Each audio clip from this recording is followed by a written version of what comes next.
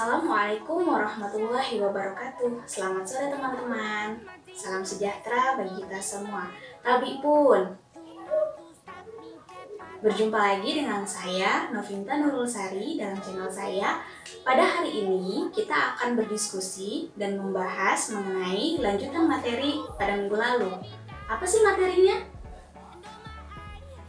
Hukum kenal termodinamika. Sebelumnya, teman-teman sudah belajar mengenai apa itu definisi dari temperatur atau suhu. Temperatur atau suhu adalah besaran yang sama-sama dimiliki oleh dua sistem yang berada dalam kesetimbangan termal. Nah, pada hari ini kita akan membahas lebih lanjut tentang konsep temperatur pada hukum kenal termodinamika. Seandainya saya memiliki tiga sistem yang berada dalam kondisi yang akan saya gambarkan.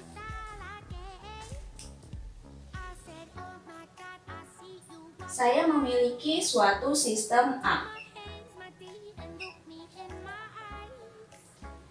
Sistem A berinteraksi dengan dua sistem lainnya, yaitu sistem B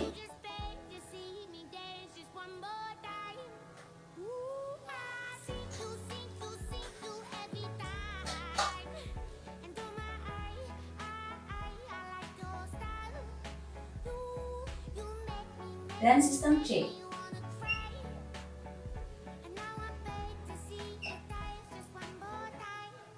Saya punya tiga sistem A, sistem B, dan sistem C.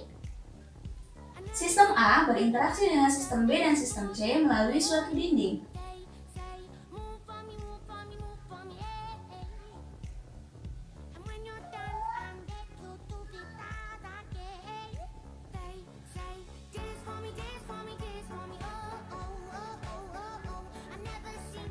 Dinding ini disebut dengan dinding diatermik. Teman-teman tentu sudah pernah belajar mengenai apa itu definisi dari dinding diatermik. Dinding diatermik adalah dinding yang memungkinkan terjadinya penghantaran kalor. Kemudian sistem B dan sistem C dibatasi oleh dinding yang lain.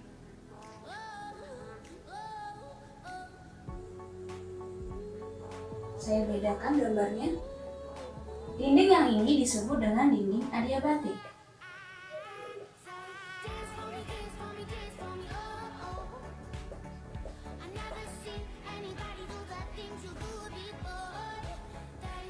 Nah, hukum kenal termodinamika bisa dijelaskan melalui gambar ini, teman-teman. Perhatikan, jika A atau sistem A berada dalam kesetimbangan termal dengan sistem B, kenapa bisa begitu? Karena dindingnya diatermik. Kemudian sistem A juga berada dalam kesetimbangan termal dengan sistem C, maka secara otomatis sistem B juga akan berada dalam kesetimbangan termal dengan sistem C. Itu adalah bunyi dari hukum kenal termodinamika. Jadi teman-teman bisa mengamati gambar ini dan mendeskripsikan ulang apa itu bunyi dari hukum kenal termodinamika. Teman-teman juga bisa membuat suatu alat sederhana yang bisa menunjukkan berlakunya hukum kenal termodinamika. Seandainya teman-teman punya wadah A, wadah B, dan wadah C, teman-teman bisa letakkan termometer di situ. Nah, bicara termometer, saya akan mengungkapkan sedikit atau mereview sedikit mengenai apa yang sudah kita pelajari pada minggu sebelumnya. Kita sudah mengetahui bahwa alat untuk mengukur suhu atau temperatur adalah termometer. Nah, sistem kerja termometer itu pasti berkaitan dengan sifat termometrik zat. Teman-teman sudah belajar pada minggu lalu, apa sih itu sifat termometrik zat? Nanti teman-teman bisa review ulang ya. Sekarang, saya akan memberikan contoh soal mengenai bagaimana penerapan hukum kenal termodinamika. Silakan dicek.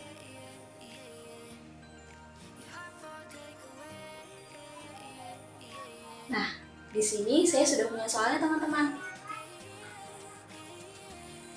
Saya bacakan. Sistem A dan sistem B adalah garam paramagnetik dengan koordinat H, M, dan H aksen, M aksen. Artinya A koordinatnya adalah H dan M, Sedangkan B, koordinatnya adalah H aksen, M aksen. Sistem C adalah gas dengan koordinat PV. Bila A dan C itu berada dalam kesetimbangan termal, maka persamaan yang kita miliki adalah 4pi N R K H dikurang M P V sama dengan 0. Dan bila B dan C dalam kesetimbangan termal, kita memiliki persamaan N R P M aksen ditambah 4pi N R K aksen H aksen dikurang M aksen PV sama dengan 0.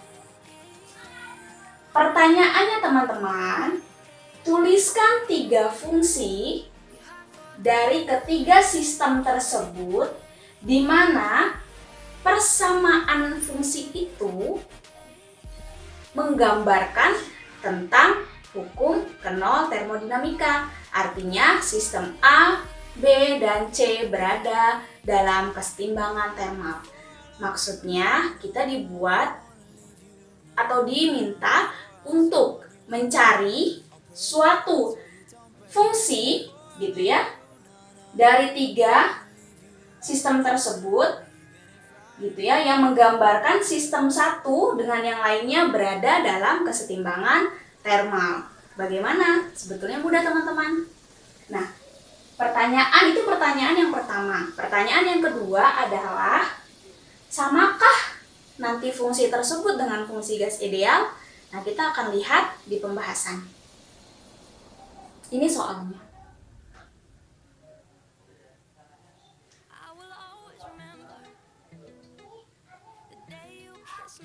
Teman-teman, untuk menuliskan suatu fungsi yang dimana itu menyatakan bahwasannya sistem itu berada dalam kesetimbangan termal dengan sistem lainnya, lihat di sini.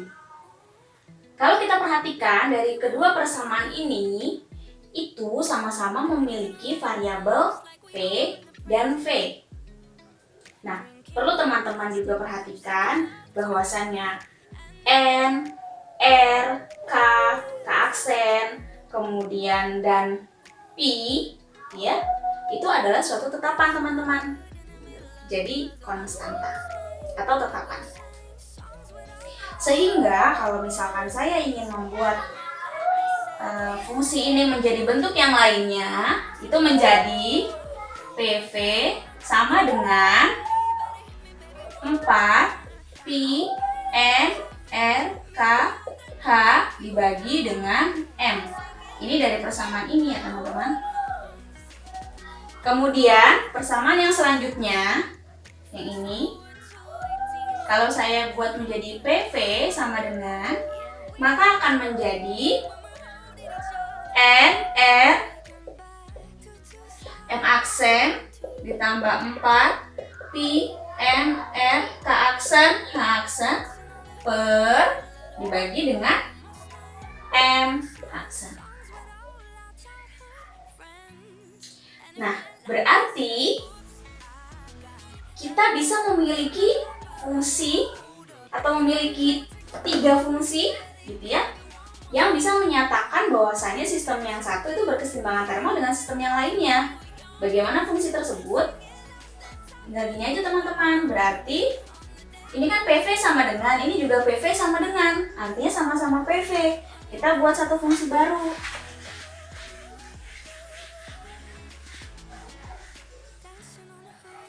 Berarti PV sama dengan, kita tuliskan kembali teman-teman ke sini.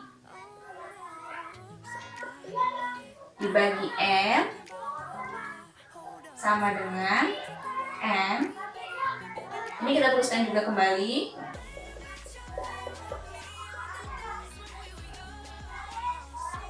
Bagi dengan M aksen. Ini 3 fungsi ya teman-teman, menjadi satu persamaan. Jadi kita memperoleh dari keterangan tadi sebetulnya mudah, hanya untuk menuliskan seperti ini. Artinya ini menyatakan sistem tersebut berkesetimbangan termal dengan sistem lainnya. Itu merupakan penerapan dari hukum kenal termodinamika. Nah, pertanyaan yang kedua tadi adalah, samakah fungsi ini dengan temperatur gas ideal? Nah, lihat teman-teman di sini. Kita tahu bahwasanya persamaan gas ideal adalah PV N RT. Maka nilai T itu sama dengan PV per NR. Nah, di sisi yang ini dengan sisi yang ini sama-sama punya NR teman-teman. Sehingga persamaan ini itu sama dengan temperatur gas ideal. Seperti itu. Hai teman-teman. Tadi kita sudah menyinggung masalah termometer dan suhu atau temperatur. Nah, sini saya akan menyampaikan sedikit mengenai jenis-jenis termometer yang bisa teman-teman pelajari. Untuk yang pertama, misalkan kita punya termometer gas pada P tetap, maka sifat termometriknya adalah V atau volumenya. Kemudian jika teman-teman punya termometer gas dengan V tetap, maka sifat termometriknya adalah tentu P-nya atau tekanannya. Nah, ada lagi termometer cairan seperti yang teman-teman biasa digunakan di laboratorium. Apa sifat termometriknya? Tentu panjang kolom cairannya seperti termometer air raksa dan lain sebagainya. Kemudian ada termokopel dan itu tentu sifat termometriknya berbeda dengan termometer lainnya. Nah, teman-teman pelajari ya di rumah, sudah ada bahannya di V-Class yang sudah saya upload. Hai teman-teman, kembali lagi. Nah, di sini saya akan melanjutkan pembahasan kita. Nah, ini sebetulnya adalah pengenalan untuk materi selanjutnya yang akan disampaikan pada minggu depan. Namun, di sini saya akan memberikan pengenalan sedikit untuk teman-teman untuk memahami apa itu setimbang termodinamika selain dari penjelasan yang kita peroleh pada minggu lalu. Nah, sekarang teman-teman perhatikan ke sini. Saya punya 3 keadaan. Ini belum dilihat ya teman-teman. Yaitu setimbang mekanis, setimbang kimiawi, dan setimbang termal. Tentu ini teman-teman sudah pernah belajar pada minggu lalu. Apa itu setimbang mekanis? Jadi suatu sistem itu berada dalam keadaan setimbang mekanis apabila resultan semua gaya itu adalah 0. Artinya sistem itu diam atau bergerak lurus beraturan. Nah, kemudian apa itu setimbang kimiawi? Jadi suatu sistem jika berada dalam kesetimbangan kimiawi jika di dalam sistem itu tidak terjadi perpindahan zat dari bagian yang satu ke bagian yang lain seperti berdifusi atau tidak terjadi reaksi-reaksi kimiawi yang dengan mengubah jumlah partikel semulanya, artinya tidak terjadi pelarutan atau kondensasi. Nah, kalau setimbang termal tentu teman-teman sudah belajar pada minggu lalu, tidak akan saya ulangi. Nah, jika suatu sistem itu memenuhi ketiga-tiganya, maka sistem tersebut berada dalam keadaan setimbang termodinamika. Jadi, kalau sistem itu tidak berada dalam salah satu keadaan ini, maka belum bisa teman-teman dikatakan setimbang termodinamika. Jadi harus memenuhi ketiganya. Seperti itu. Apa saja contoh-contoh sistem termodinamika? Silakan teman-teman cari di literatur ya. Nanti kita akan bahas di pertemuan selanjutnya. Terima kasih. Wassalamualaikum warahmatullahi wabarakatuh. Tetap semangat. You can say I'm wrong.